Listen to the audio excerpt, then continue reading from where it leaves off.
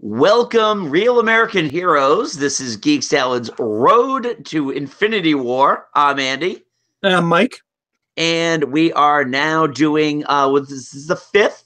Yeah, this is the fifth Yep. Of our Marvel MCU recaps leading up to Avengers Infinity War, which is coming out in May. Wow. I cannot wait. We still have a long way to go. Yeah. Still. Don't kill my buzz. Come on. Sorry, I don't mean to kill your buzz. So today we're going to be talking about Captain America, the First Avenger. America! Look, yeah. This is honestly, in my opinion, before we get into like our normal criteria, the first truly great MCU movie. Which I love Iron Man. This one really kind of stepped out of its comfort level. I will not disagree. Yeah. What Joe Johnston did with this was really amazing. Right. I completely agree with that. So let's just jump right into it. What works about this movie, Mike? It's easier to list what doesn't work about this.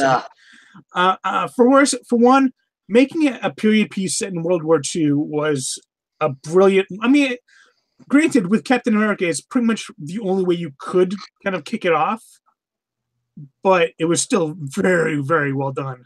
I thought it was incredibly well done, especially since Joe Johnston is really, really good at doing those period pieces. I mean, I absolutely love The Rocketeer, and I really feel like he nails that time period.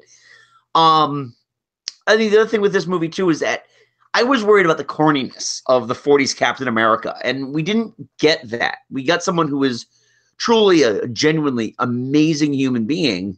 Oh, yeah. And Chris Evans just exemplifies that. Exactly, yeah. I mean, Chris Evans is inspired casting for this. I mean, they must have seen something great in him as Johnny Storm, because he really blew it away with Captain America. Yeah, ain't no other reason for that, Yeah, no, never mind. We'll get to that in the negatives, but right. I mean, the score was fantastic. Alan Silvestri. I mean, Alan Silvestri was brought back for Avengers for the very next movie. So I didn't realize it was Silvestri. Good for him. Yeah. It was amazing too, because you and I went to go see the movie on the midnight showing, pre-opening night. Yeah. And I remember seeing his name at the end credits. I'm like, oh, so that's what happened to him. He seemed to just vanish for a long, long, long time. Last time I really remember him being a major thing was Back to the Future. Yeah. Well, he had won an Oscar for Forrest Gump, so. Oh, that's right. Well, with Forrest Gump, the score is not something that you really think about with that movie, unfortunately. No, you're right. But no, I mean, Chris Evans is just. He's how I accept Captain America, because up until the movie, wasn't the biggest Captain America fan. I was. Captain America has always been one of my top tier Marvel heroes. Even, I mean, yeah, he's not like your Spider-Man or your Wolverines, but he's up there, and he's always been one of my favorites. Right. I mean, I just remember like in the 80s when, the X-Men versus the Avengers, and it was like, turn yourself in, mutants. Okay. Well, yeah, but to be fair, that was the 80s and it was comics. True. But I mean, just Chris Evans is how I accept Captain America. It's really just all I want to say. The transformation that they did with him too, is some of the best use of CG I've seen in a long, long time. Oh yeah. And the fact that in terms of what Chris Evans did to essentially act like the weakling with the heart of gold that wasn't going to back down or anything like that. He really looked great doing that, but you can tell the slight turns in the character when he's all buff and muscular and superpowered and stuff. Yeah. I mean the whole like opening bit where he's talking with Dr. Erskine, and he's saying like I don't want to fight anybody. I just hate bullies. Yeah. And when he says that, you fully believe him. And that is the kind of guy that you want to be Captain America. Oh, exactly. And plus stuff like him jumping on the grenade and...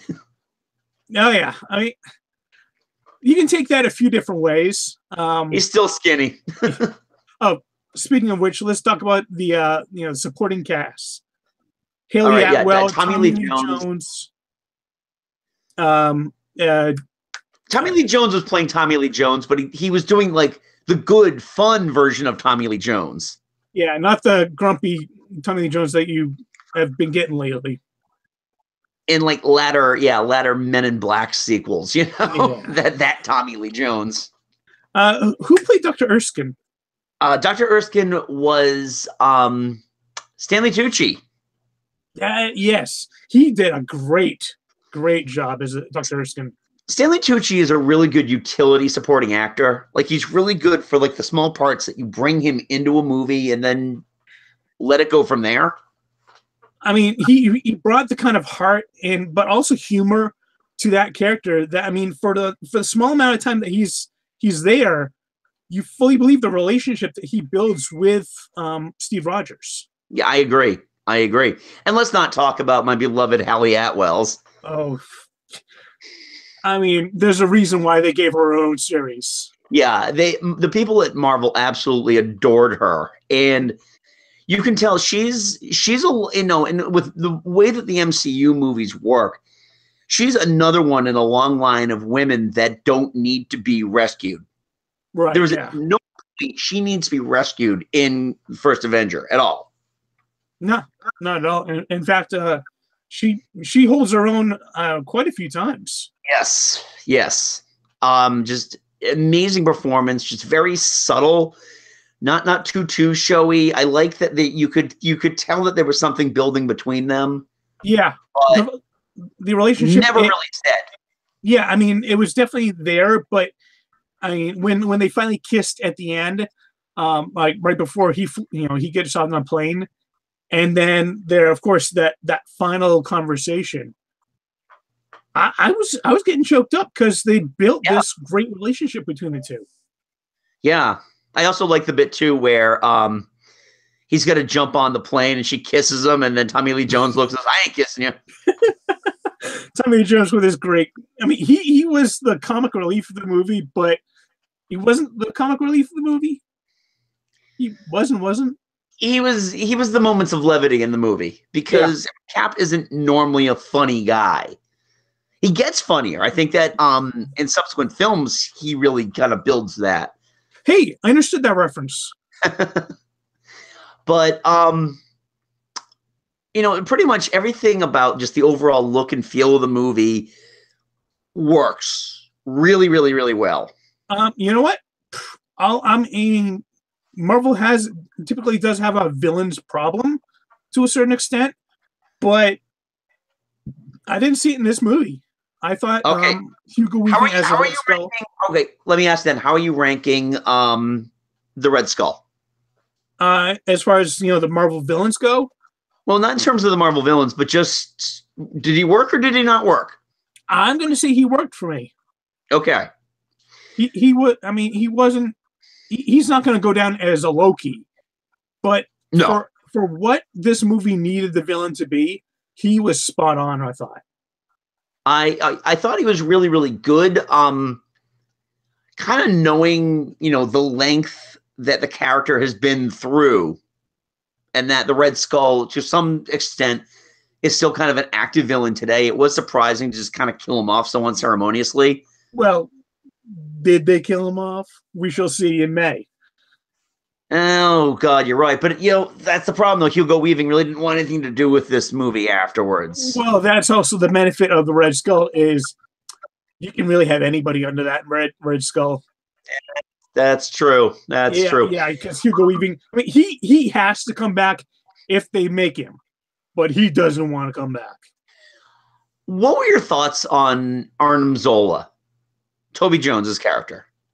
I mean, given what we know of him in the comics, I thought what they did with him made sense, and I thought he was a good character, actually.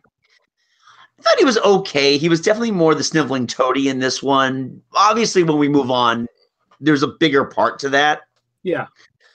But for this movie, he just kind of, I don't say he's good. I wouldn't say he's bad. I would say he works or doesn't work. He's just kind of there. I thought he worked. He didn't stand out the way like Haley Atwell or Tommy Lee Jones or Stanley Tucci did. But he wasn't a detriment to the movie. He was an advantage. I mean, I thought the movie was better for him being there. He didn't jump out at me. Right. The same, honestly, you may disagree with me on this, is Sebastian Stan. I really felt that Bucky was there. But because the character of Bucky in the movie is diametrically different than Bucky in the comic books. Yeah. I mean, I do disagree with you a little bit. I think they could have done more with him, but the scenes where puny Steve Rogers and him had together, and even the few scenes that big buff Steve Rogers had with him. Yeah, I thought they really established a connection, the friendship between the two, that really made the next movie in this series a lot more effective. Okay, I can see that. I know. I almost don't know if you really needed the whole relationship between the two of them before you build up the heartbreak in the next movie, but.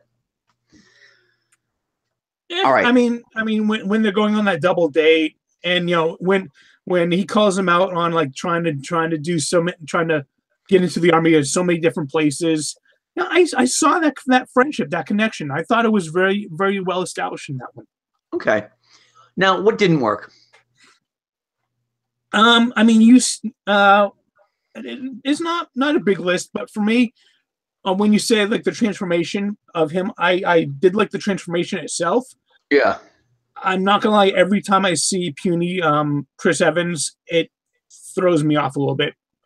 That his face on that small body is like there's a disconnect there for me. It's like the one time that it doesn't work. Yeah. Okay. I thought they did a better job in the next movie when they did the flashback, but in this one, I like it. I like the scene. I get what they're doing, but the effect itself, it doesn't quite work for me 100%. Okay. I'm just trying to think what I didn't really feel work, because a lot of it did work. Dominic Cooper as Howard Stark. Yeah, he was okay. Yeah, he was fine. He's never been my favorite part. Like even on Agent Carter, never really my favorite part of it. He's just kind of there. He plays the role that he's playing. He's like Tony Stark before Tony Stark was Tony Stark. Oh yeah, that's because it's his dad. Yeah. I don't know. I mean, there were certain things which. I don't know, certain stagings of some of the battle scenes, some of the kind of like the montage stuff was just. Yeah, I get it. I mean, honestly, I kind of wish that we'd get another Captain America movie where they showed us some of those battles that they just montaged through. Like them taking out that giant tank was pretty badass, and we got like 5 seconds of it. Right. Is it also wrong of me to kind of be uncomfortable seeing Captain America with a gun? That threw me off a little bit at first, but then I was like, he's a soldier. He has a gun. Right, I know, but again, this kind of goes into, I guess we're moving into the next part now, how it holds up within the confines of the MCU. Other than that, because from that point on, it's all S.H.I.E.L.D. All S.H.I.E.L.D. all the time. I really think this one holds up out of the first Phase 1 movies. This one holds up the best because it's so far divorced from the overall storyline of everything else, yet it's the one that ties the Avengers together. Yeah. Actually, one more slight negative. I kind of wanted, it actually kind of goes back to your point with the montage. I kind of want to get more with the Howling Commandos. I never really felt any kind of connection. I think they're great characters, especially in the comics. But here they were there. They were part of his merry band. Robin Hood and his merry group. they featured in more in Agent Carter than they did in the movie. Yeah, they did. Especially Dum Dum Dugan. Neil McDonough as Dum Dum Dugan is a really inspired casting. He really looked that part. But yeah, overall, in terms of just how it holds up within the MCU, it really holds up well. I mean, when we did our list of just Marvel movies in general, I mean, the 3 Captain America movies are always somewhere within the top 5. Oh yeah. Well, I actually got my list right here. Oh, you still have your list there? Oh yeah. That's dedicated. I deleted mine a long time ago. Well, hard copy. Jesus. Okay. You're the reason one trees. And actually, for me, Cap 1 made it to number 6. Okay.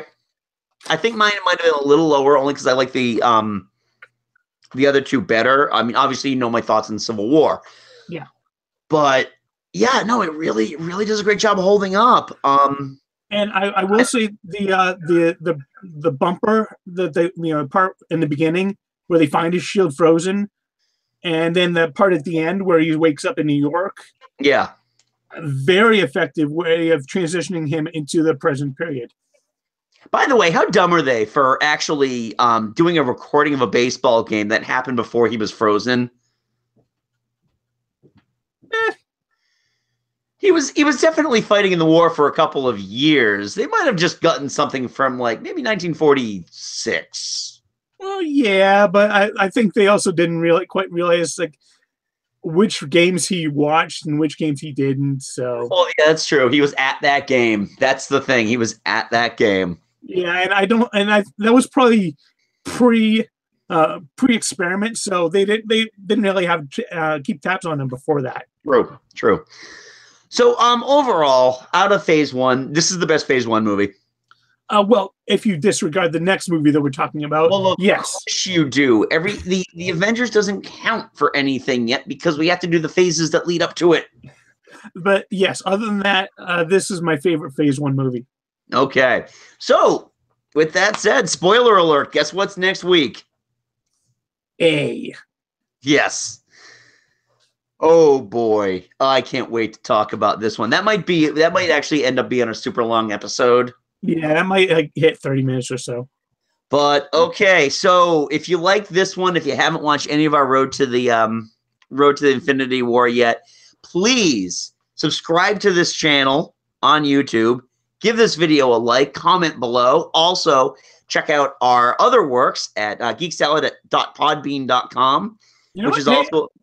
What's that? In the comments section, just tell us like where these movies rank on your list. Please, we'd love to hear that.